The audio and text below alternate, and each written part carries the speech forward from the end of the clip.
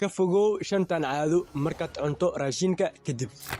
Qodobka koowaad, ha cabin shaah cunada kadib. Haddii aad cabto shaah, taasi waxay yareynaysaa nuugitaanka jirka ee birta. 2. Ha cabin sigaarka. Sigaarka markii aad cabto cunada kadib, taasi waxay u dhigantaa halka sigaar 10 xab sigaar adigoo cabay oo kale. 3.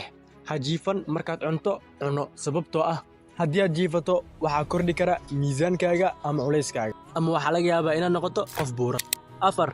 Ha cunin faakihaadka sida liinta, qaraha iyo cananaaska, sababtoo ah wuxuu ku keeni karaa dheefshiidkaaga inuu yaraado iyo laabjeex.